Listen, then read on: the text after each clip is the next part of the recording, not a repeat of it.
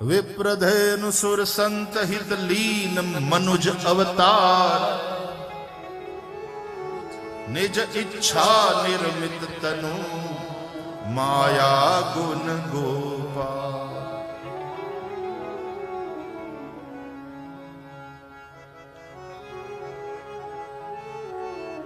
विश्व में कितने राष्ट्र क्रिश्चियन हैं, कितने राष्ट्र इस्लामिक कंट्रीज हैं, हिंदू राष्ट्र कहां था? उसको मिटा दिया।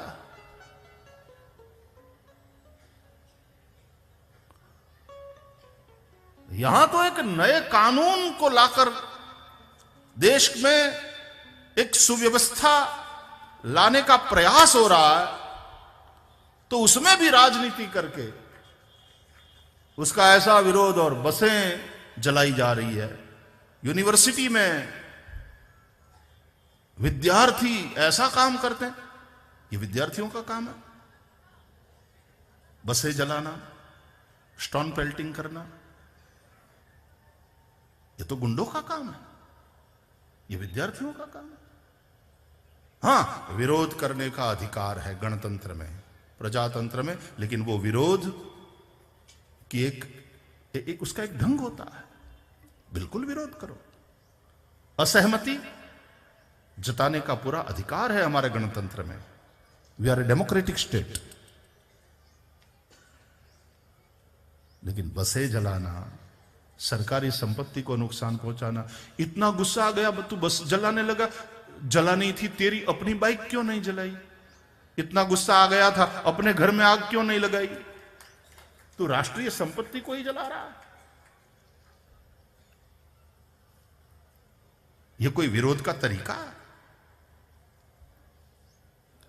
और तुम्हें चिंता क्यों हो रही है जब कहा जा रहा है कि इस देश के नागरिक को कोई चिंता करने की आवश्यकता नहीं, लेकिन जो घुसपैठिए हैं उन्हें तो बाहर करना होगा।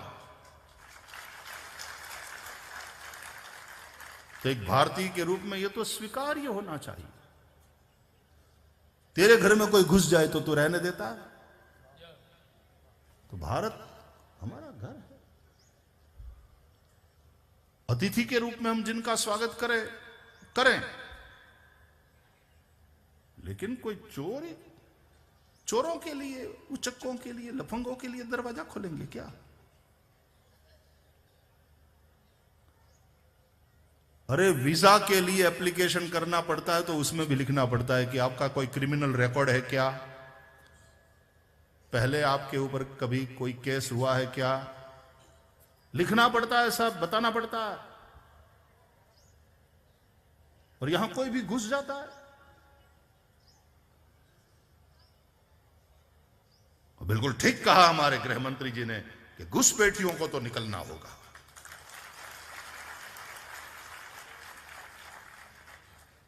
यार बोड़ी बामणी નું ખેતર છે।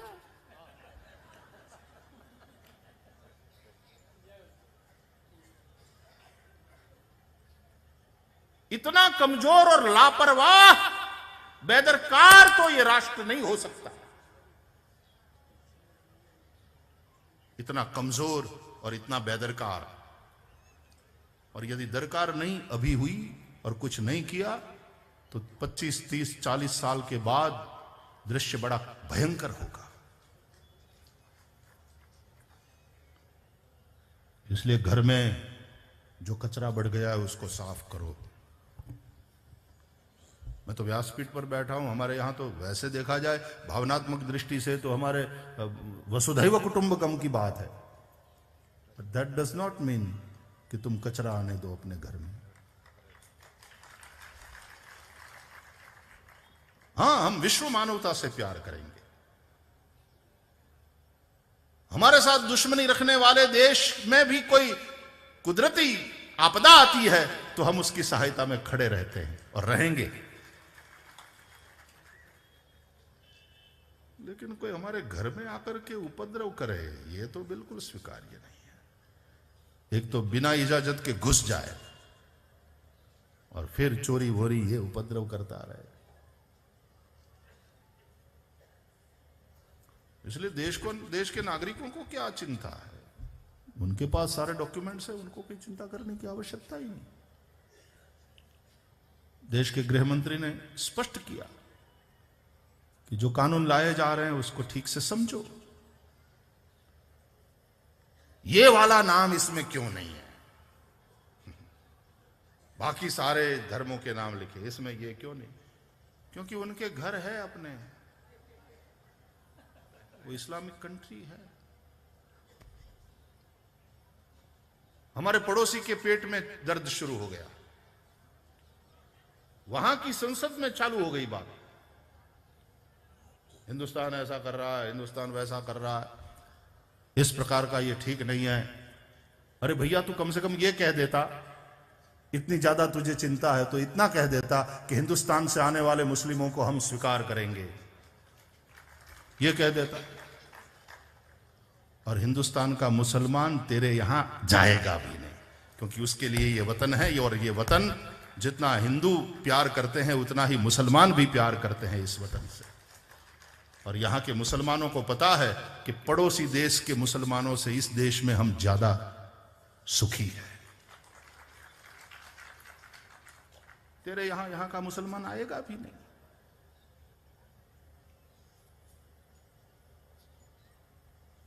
तू अपना घर संभाल भैया।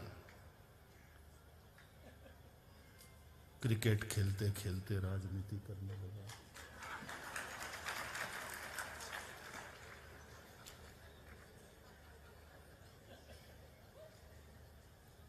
अब हमको कोई बिठा दे कि अरे महाराज जी, आप तो इतनी बड़ी बड़ी बात करते हैं, अच्छी अच्छी बातें करते हैं, कितनी ज्ञान की बात करते हैं, आप व्यासपीठ से राष्ट्र के हित की बात करते हैं, आपको ही प्रधानमंत्री बनना चाहिए, हम सब मिलकर के आपको प्रधानमंत्री बना देते हैं। गड़बड़ हो जाएगी। मुझे कथा करना आता है, देश चलाना नहीं आएगा। मेरा काम कथा करना, देश चलाना अलग बात है, क्रिकेट खेलना अलग चीज है, और राष्ट्र चलाना अलग चीज, राजनीति अलग चीज। लेकिन चाहे कथाकार हो, चाहे क्रिकेटर हो, चाहे व्यापारी हो, चाहे कलाकार हो, सभी का संबंध राष्ट्र से तो है ही है। और इसलिए राष्ट्र के हित में जो बातें हैं हमें चर्चा करनी है, हमें सोचना है, और जो हित में है ऐसे कानून का समर्थन भी करना है, स्वीकार भी करना है।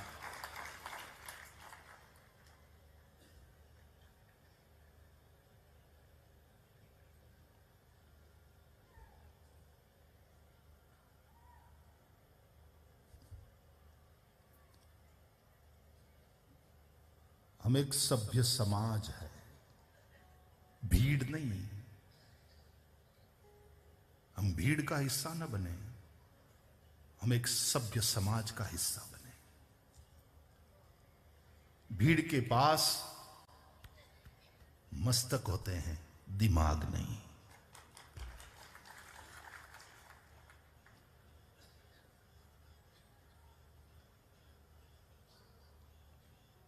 माननीय सर्वोच्च न्यायालय ने भी कहना पड़ा, पहले ये हिंसा और उपद्रव बंद करो, बाद में आओ हमारे पास। ये बसें जलाई जा रही है, ये अशांति करी जा रही है, ये क्या पागलपन है। माननीय सर्वोच्च न्यायालय ने अपनी नाराजगी दिखाई। तो गणतंत्र में विरोध का बिल्कुल स्थान है। सबल, जागृत, बलवान प्रतिपक्ष के बगैर गणतंत्र मजबूत नहीं हो सकता। लेकिन राजनीति चाहे प्रतिपक्ष करे चाहे शासक पक्ष, लेकिन देश को आगे रखकर राजनीति करे, ये जरूरी है। इसलिए बहुत सही कहा, नेशन फर्स्ट, पार्टी सेकंड, मैं लास्ट। सबसे पहले मेरा देश।